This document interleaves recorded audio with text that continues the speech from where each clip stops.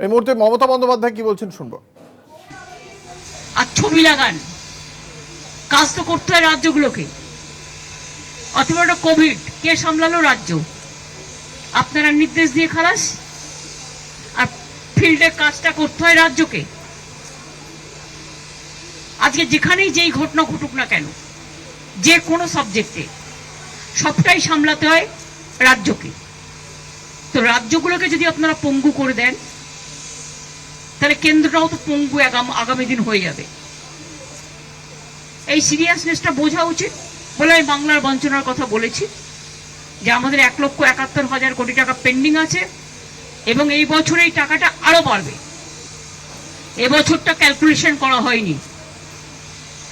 Food subsidy বন্ধ, 100 দিনের কাজের টাকা বন্ধ, কাজও বন্ধ, গ্রামীণ আবাস যোজনার কাজ বন্ধ, রোডের কাজ বন্ধ। আপনারা তো দেখলেন ইলেকশনের সময় যেভাবে পাবলিসিটি করেছে, 3 কোটি বাড়ি করে দেবো, 4 কোটি বাড়ি করে দেবো, আমি এত করেছি, সব মিথ্যে কথা। প্রাইম মিনিস্টার নিজের স্পিচেও এই কথাগুলো বলেছেন। উনি নাকি 4 কোটি লোককে বাড়ি করে দিয়েছেন। আসলে ওনারা স্বাধীনতার সময় থেকে ধরছে, তখন যে ওনারা ছিলেন না, অন্য দল ছিল, সেটা ভুলে গেছে। যত যার বাড়িতে বাথরুম আছে সব উনি করে দিয়েছে। যত রাস্তা স্বাধীনতার পর থেকে ভারতবর্ষে হয়েছে সবই ওনারা করে দিয়েছেন। গেরুয়া করা ছাড়া তো আর কিছু করেনি। সুতরাং এই সবগুলো বলছিলাম, দেখলাম বারবার বেল বাজাচ্ছে। রাজনাথ সিং প্রিসাইড করছিল, পাশে প্রাইম মিনিস্টার এক পাশে, আর এক পাশে হোম মিনিস্টার ছিল, নিশ্চয়ই বলে দিয়েছে। আমার আগে চন্দ্রবাবু নাইডু বলেছে 20 মিনিট। আসামের চিফ মিনিস্টার, অরুণাচলের চিফ মিনিস্টার, ছত্তিশগড়ের চিফ মিনিস্টার, গোয়ার চিফ মিনিস্টার, যদিও রাজ্যগুলো খুবই ছোট ছোট, তাও আমি মনে করি না ছোট বড় কোনো ফারাক থাকা উচিত সম্মানের দিক থেকে। তাও তারা কিন্তু কেউ 15 মিনিট বলেছে, কেউ 16 মিনিট বলেছে, কেউ 17 মিনিট বলেছে, কেউ 20 মিনিট বলেছে।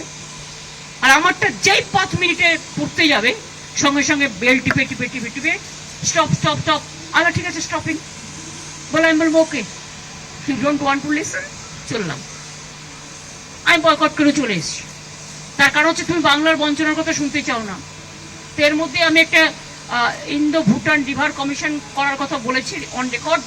কারণ ভুটানের যে জল আসে, সেই জলে আমাদের নর্থ বেঙ্গল, আলিপুরদুয়ার, জলপাইগুড়ি বিশেষ করে অনেকটাই ডুবে যায় প্রতি বছর, ফ্লাড এফেক্টেড এরিয়া।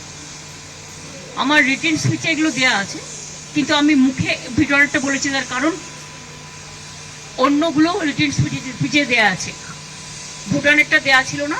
তাই আমি বলেছি একটা ইন্দো ভুটান বাংলার এই ব্যাপারটা নিয়ে নর্থ বেঙ্গলে একটা হওয়া উচিত।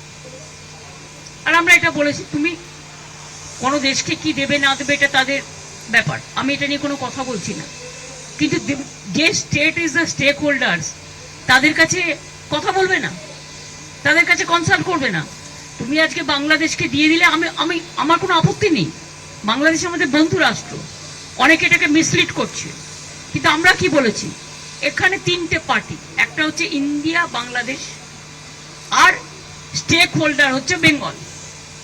তুমি সেখানে আমাদের কাউকে জিজ্ঞেস করলে না।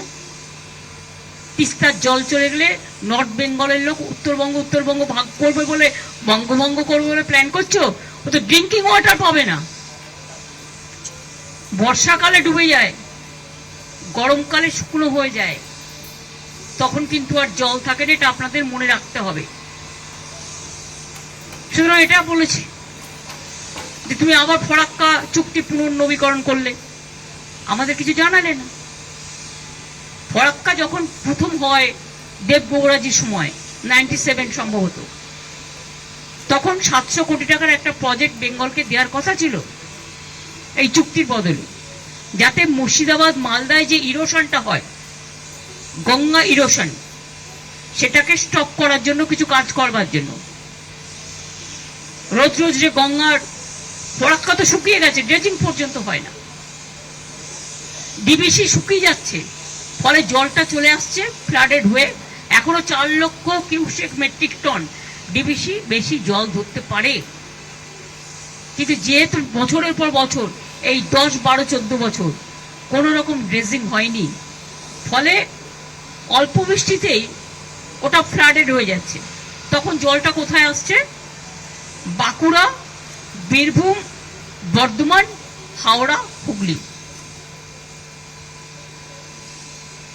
তা এগুলো দেখতে হবে না? যেখানে আমার স্কোপ আছে।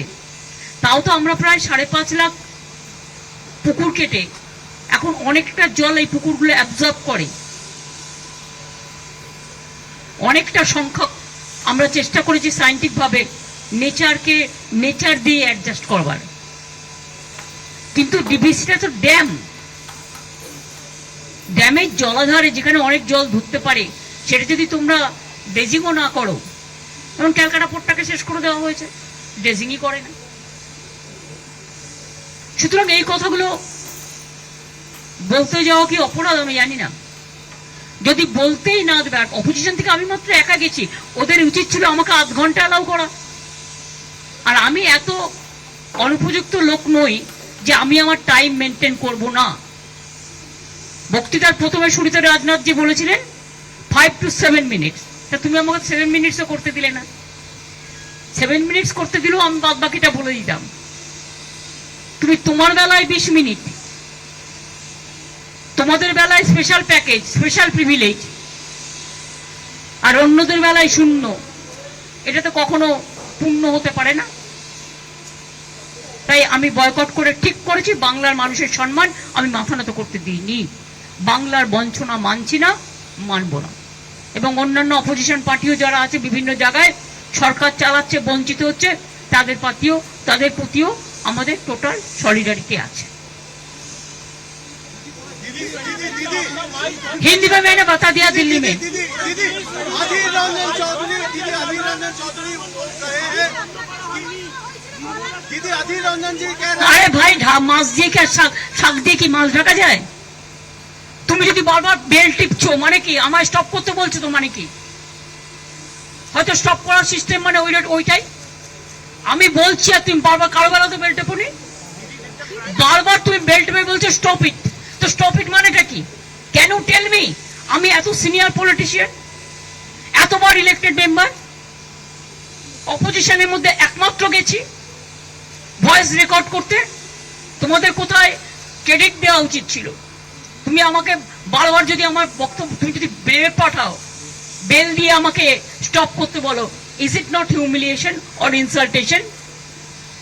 আমি 6 মিনিটও করিনি। অপোজিশনের পক্ষ থেকে সারা দেশে মাত্র একজন। তা ডেমোক্রেসিটা গেল কোথায়? ডেমোক্রেটিক রাইটসটা কোথায় গেল? এই মানসিকতা যে দুটো কথা শুনতেও পারে না। কেউ যদি বঞ্চনার কথা বলে তার তো বলবার একটা জায়গা হওয়া দরকার, যেখানে কেউ যায়নি। আমি সবার হয়ে বলতে চেয়েছিলাম, যতটা পেরেছি বলেছি। সবার হয়ে বলার পরে বাংলার হয়ে বলতে শুরু করেছিলাম, তো এটা ওদের ভালো লাগেনি। এরপর থেকে ভাবতে হবে যে আদৌ ওদের মিটিংয়ে যাওয়া উচিত কিনা সম্মানের সাথে। সম্মান না পেলে অসম্মানিত হতে আমি যাব না। दीदी अधीर रंजन चौधरी जी कह रहे हैं, छोड़ो तो कौन है बात करते, छोड़ो।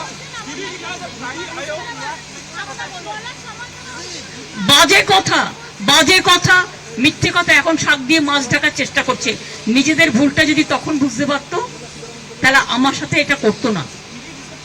Deliberate attempt two malign opposition, এটা হচ্ছে জেনে বুঝে ডেলিবারেট অ্যাটেম্প্ট টু ম্যালাইন। তা নিজেদের তো রক্ষা করতে হবে, ফেস সেভিং করতে হবে। এখন না, ফেসটা তো লস হয়ে গেছে, তা ফেস সেভিং করবে কি করে? তোমরা তো ছিলে না ভাই ভেতরে, তোমরা জানবে কেন? সবটাই তো বিজেপি ছিল। থ্যাংক ইউ, চললাম।